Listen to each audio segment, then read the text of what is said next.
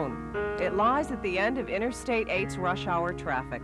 Once a stopover for the stagecoaches coming and going from San Diego, it still looks very much like a small town.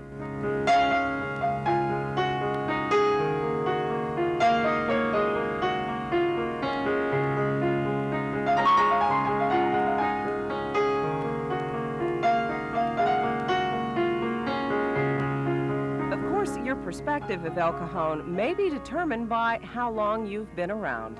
It was a little town. It's a big city now. In 1946, there were probably, I remember there were about 6,000 people. We had one bank, Cuyamaca Bank. We had one doctor. He was upstairs, Dr. Knox. And it was a nice little town, and this was it right here. Of course, there's a little more to it now. It's a little bit bigger than a smaller town. We've got freeways, and we've got, we've got a lot here. We've got airports. We deal with a lot. There's probably more to this community than you thought. When most of us San Diegans think of El Cajon, we think of one thing: heat.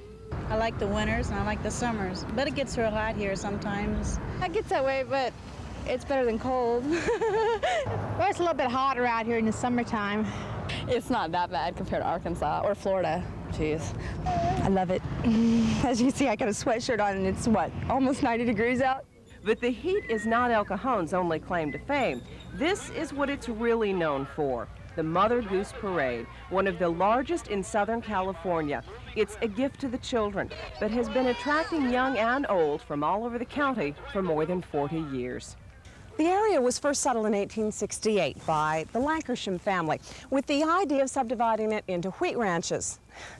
Yeah, I said wheat. El Cajon was actually the breadbasket of San Diego at that time. After that, it turned to chicken farming and citrus growing, and it remained a small, rural community until just after World War II. Things really began to change in the 1960s when the freeways opened El Cajon to San Diego. Growth began then, but hasn't stopped since. It's getting pretty packed. It's getting pretty big. I've lived here all my life and I like it. In fact, it's my favoriteest town, of all of them, but it's just getting too big. Like any community, El Cajon is not without its problems. The only thing, though, they don't have enough things for teenagers to do, you know what I'm saying? Like dance clubs. You have to go to Escondido to do that, It's like they don't have enough here. No, there's not a lot of entertainment or landmark attractions. If you don't live in El Cajon, you probably don't go there too often.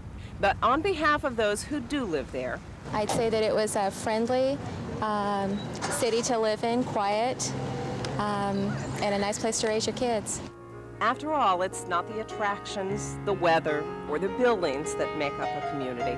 Really, it's the people. And in that department, El Cajon is doing just fine.